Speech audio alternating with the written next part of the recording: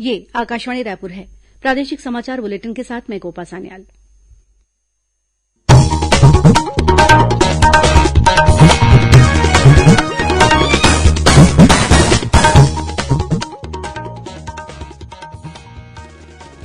और अब पेश है आज के मुख्य समाचार। छत्तीसगढ़ में 2 अगस्त से विश्वविद्यालयों और कॉलेजों में कक्षाएं हो जाएंगी शुरू। स्कूलों में भी 10वीं और 12वीं की कक्षाएं शुरू करने का राज्य मंत्रिमंडल ने लिया निर्णय। गृह निर्माण मंडल की अनेक कॉलोनियों को नगरीय निकायों को हस्तांतरित किया जाएगा। नारायणपुर जिले में माओवादियों के साथ मुठभेड़ में आईटीबीपी का एक जवान शहीद। सुकमा जिले में माओवादियों ने 7 ग्रामीणों का अपहरण किया। और मौसम विभाग ने अगले 24 घंटों के दौरान प्रदेश के कुछ स्थानों में भारी बारिश होने की चेतावनी दी।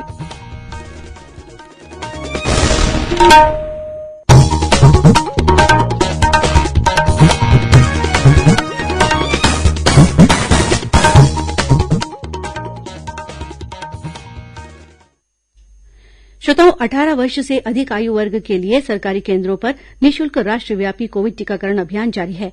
युवा श्रोताओं से हमारा आग्रह है कि स्वयं कोविड रोधी टीका लगवाएं और अन्य लोगों को भी इसके लिए प्रोत्साहित करें। कोविड स्वास्थ्य के लिए खतरा बना हुआ है, ऐसे में एहतियाती उपायों के पालन में कोताही न बरतें। जब तक आवश्यक न हो घर से बाहर न निकलें और 3 सरल उपायों का पालन करें। मास्क लगाएं, 2 गज की सुरक्षित दूरी बनाए रखें, बार-बार हाथ धोएं और चेहरा साफ रखें। कोविड से संबंधित जानकारी और मार्गदर्शन के लिए राष्ट्रीय हेल्पलाइन काम कर रही है। छत्तीसगढ़ के लिए हेल्पलाइन नंबर है 104 और 0771223591। साथ ही राष्ट्रीय हेल्पलाइन नंबर है 1075। और अब समाचार विस्तार से। छत्तीसगढ़ सरकार ने कोरोना संक्रमण के कारण बंद स्कूल और कॉलेजों को फिर से खोलने का निर्णय लिया है।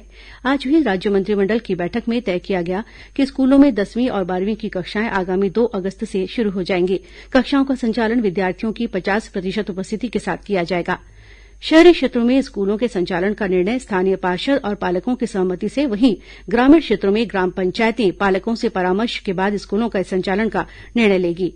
इसके साथ ही विश्वविद्यालयों और महाविद्यालयों में शैक्षणिक सत्र 2021-22 के लिए आगामी 2 अगस्त से भौतिक रूप से शिक्षण कार्य शुरू हो जाएगा। कक्षाओं का संचालन विद्यार्थियों की 50% उपस्थिति के साथ किया जाएगा। विद्यार्थी बारी बारी से एक दिन छोड़कर कक्षाओं में उपस्थित होंगे। इसके अलावा विश्वविद्यालयों और कॉलेजों में पूर्व से संचालित ऑनलाइन कक्षाएं यथावत चलती रहेंगी। मंत्रिमंडल ने निर्णय लिया है कि राज्य के सभी औद्योगिक प्रशिक्षण संस्थान आईटीआई भी अब शुरू होंगे। इसके साथ ही मेडिकल, इंजीनियरिंग और पॉलिटेक्निक कॉलेज भी चरणबद्ध रूप से खोले जाएंगे। इन कॉलेजों में विद्यार्थियों की उपस्थिति की अनिवार्यता नहीं रहेगी। प्रदेश में आंगनबाड़ियों का संचालन भी आगामी 26 जुलाई से 2 पालियों में शुरू किया जाएगा। इसके अलावा कोरोना संक्रमण के कारण बस्तर संभाग में बंद कराए गए आश्रम, छात्रावास और पोटा केबिन भी शुरू किए जाएंगे। राज्य मंत्रिमंडल ने आज हुई बैठक में 33 निर्णय लिए हैं। मंत्रिमंडल ने राज्य के विभिन्न जिलों में स्थित छत्तीसगढ़ गृह निर्माण मंडल की 58 कॉलोनियों को संबंधित क्षेत्रों के नगरीय निकायों को और रायपुर विकास प्राधिकरण के अंतर्गत कमल विहार योजना के पूर्ण हो चुके सेक्टर के साथ ही इंद्रप्रस्थ योजना, ट्रांसपोर्ट नगर और श्यामा प्रसाद मुखर्जी आवासीय तथा व्यावसायिक क्षेत्र को रायपुर नगर निगम को हस्तांतरित करने का निर्णय लिया है।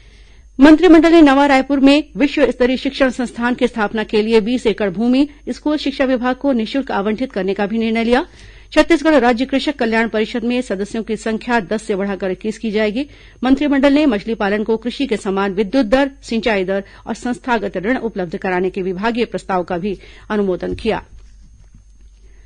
राज्य सरकार ने अनुसूचित जाति, जनजाति और पिछड़ा वर्ग के लोगों के लिए जाति प्रमाण पत्र जारी करने की प्रक्रिया सरल कर दी है।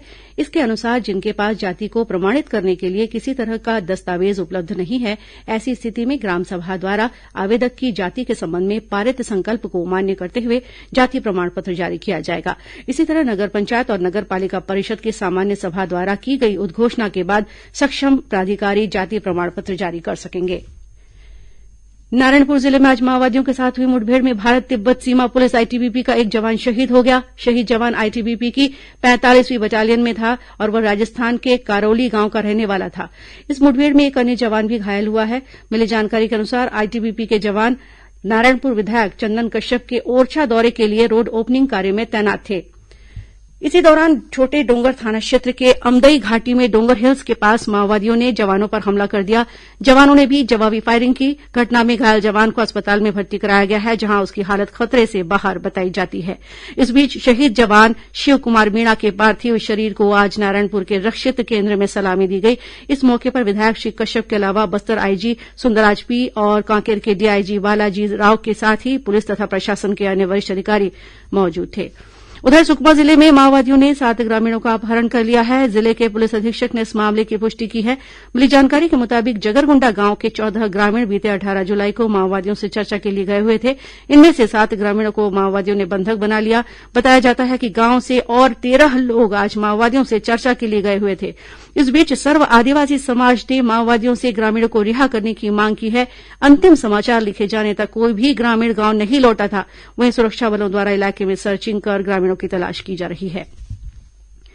दूसरी ओर बीजापुर जिले में माओवादियों ने एक पूर्व माओवादी की हत्या कर दी। जिले के पुलिस अधीक्षक कमलोचन कश्यप ने बताया कि गंगालूर गांव का रहने वाला यह ग्रामीण करीब 9 वर्षों तक माओवादी संगठन से जुड़ा हुआ था, लेकिन बाद में इस माओवादी ने संगठन छोड़ दिया और गांव में ही खेती किसानी का काम कर रहा था।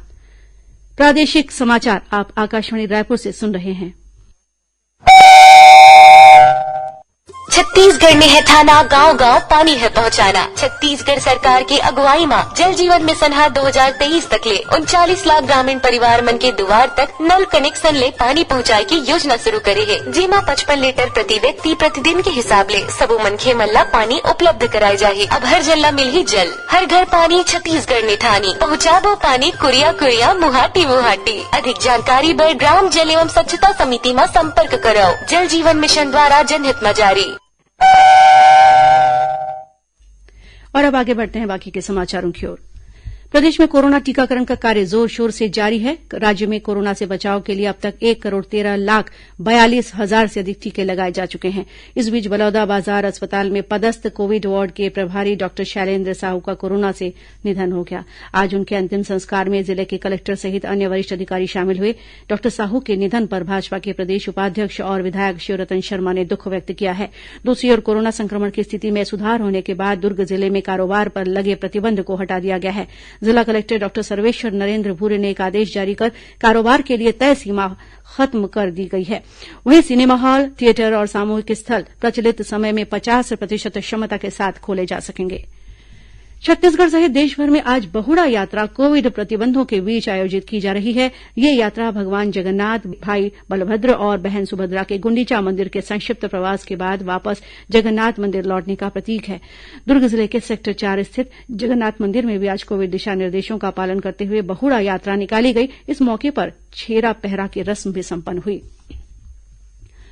टोक्यो ओलंपिक खेलों में भाग लेने वाले भारतीय खिलाड़ियों के उत्साहवर्धन के लिए भारत सरकार के सूचना और प्रसारण मंत्रालय के अधीनस्थ क्षेत्रीय लोक संपर्क कार्यालय बिलासपुर द्वारा चीयर फॉर इंडिया मुहिम की शुरूआत की गई है। इसके तहत बिलासपुर के डीटी विप्र कॉलेज में सेल्फी प्वाइंट बनाया गया है। कॉलेज की प्राचार्य प्रोफेसर अंजू शुक्ला सहित अन्य शिक्षकों ने इस अभियान में शामिल होकर भारतीय खिलाड़ियों का उत्साहवर्धन किया। क्षेत्रीय लोक संपर्क कार्यालय के क्षेत्रीय प्रचार अधिकारी डॉक्टर प्रेम कुमार ने बताया कि इस मुहिम की शुरूआत प्रधानमंत्री नरेन्द्र मोदी और केंद्रीय सूचना और प्रसारण मंत्री अनुराग ठाकुर के आह्वान पर की गई है। गौरतलब है कि 32वां ओलंपिक खेल 23 जुलाई से जापान की राजधानी टोक्यो में शुरू हो रहा है। इसमें 18 विभिन्न खेलों में भारत के 126 खिलाड़ी भी अपनी किस्मत आजमाएंगे। धमतरी जिले के भखारा थाना क्षेत्र स्थित जुगदेही गांव में एक ही परिवार के 6 लोगों ने जहर खा लिया है। सभी की हालत गंभीर बताई जाती है। मिली जानकारी के मुताबिक चोरी के एक मामले में पूछताछ के लिए पुलिस ने इस परिवार के मुखिया को थाने बुलाया था, जहां से लौटने के बाद इस व्यक्ति ने अपनी पत्नी और 4 बच्चों के साथ जहर खा लिया। पुलिस के अनुसार इस व्यक्ति के पड़ोसी ने चोरी के मामले में शिकायत दर्ज कराई थी। वहीं जशपुर नगर के लोदाम क्षेत्र में एक युवक की जेल अभिरक्षा में मौत हो गई। अनुराग सिंह नाम का यह युवक विचाराधीन कैदी था। पुलिस ने 2 दिन पहले छेड़छाड़ के एक मामले में इस युवक को गिरफ्तार किया था। इस युवक की मौत के बाद भारतीय जनता पार्टी के पदाधिकारी और स्थानीय लोगों ने नाराजगी जाहिर की। भाजपा नेताओं ने आरोप लगाया कि युवक के साथ पुलिस द्वारा की गई मारपीट के कारण उसकी मौत हो गई है। भाजपा ने इस मामले की जांच की मांग की है। और अब पेश है मौसम का हाल। मौसम विभाग ने आगामी 24 घंटों के दौरान प्रदेश में 1-2 स्थानों पर गरज चमक के साथ भारी बारिश होने, अंधड़ चलने और आकाशीय बिजली गिरने की चेतावनी दी है। रायपुर स्थित मौसम विज्ञान केन्द्र के मुताबिक आगामी 2 दिनों के दौरान राज्य के अधिकांश स्थानों पर हल्की से मध्यम बारिश होने के आसार हैं। वहीं बीते 24 घंटों के दौरान राज्य में 1-2 स्थानों पर भारी बारिश हुई है। राजधानी रायपुर सहित आसपास के कुछ क्षेत्रों में आज दोपहर बाद तेज हवाओं के साथ बारिश हुई। और अब कुछ समाचार संक्षेप में। रायपुर जिले में 25 से 31 जुलाई तक विशेष ग्राम सभाओं का आयोजन किया जाएगा। बिलासपुर जिला स्तरीय शांति समिति द्वारा मुस्लिम समुदाय के लोगों से ईद उल जुहा के पर्व पर घरों में रहकर नमाज अदा करने की अपील की गई है। कांकेर जिले के करकापाल क्षेत्र में पदस्थ बीएसएफ के एक जवान ने अज्ञात कारणों से खुद को गोली मारकर आत्महत्या कर ली। कबीरधाम जिले में पैसा दोगुना करने के नाम पर लोगों से ठगी करने के मामले में पुलिस ने चिटफंड कंपनी के एक और आरोपी को गिरफ्तार कर लिया है। इस गिरोह के 4 आरोपियों को पहले ही गिरफ्तार किया जा चुका है। महासमुंद जिले के कोमाखान थाना क्षेत्र स्थित टेमरी नाका से पुलिस ने 4 आरोपियों को गिरफ्तार कर 1 करोड़ 70 लाख रूपये कीमत का गांजा जब्त किया है। यह गांजा 2 वाहनों में सब्जी की बोरियों में छिपाकर ले जाया जा रहा था। और दुर्ग जिले की पाटन पुलिस ने बठेना गांव में गांजा बिक्री के मामले में एक आरोपी को गिरफ्तार किया है। इसके पास से करीब 1 लाख रूपये कीमत का 5 किलो गांजा बरामद किया गया। और अब अंत में मुख्य समाचार एक बार फिर। छत्तीसगढ़ में 2 अगस्त से विश्वविद्यालयों और कॉलेजों में कक्षाएं शुरू हो जाएंगी। स्कूलों में भी 10वीं और 12वीं की कक्षाएं शुरू करने का राज्य मंत्रिमंडल ने दिया निर्णय। गृह निर्माण मंडल की अनेक कॉलोनियों को नगरीय निकायों को हस्तांतरित किया जाएगा। नारायणपुर जिले में माओवादियों के साथ मुठभेड़ में आईटीबीपी का एक जवान शहीद। सुकमा जिले में माओवादियों ने 7 ग्रामीणों का अपहरण किया। और मौसम विभाग ने अगले 24 घंटों के दौरान प्रदेश के कुछ स्थानों में भारी बारिश होने की चेतावनी दी। और इसी के साथ प्रादेशिक समाचार बुलेटिन यहीं समाप्त हुआ। नमस्कार।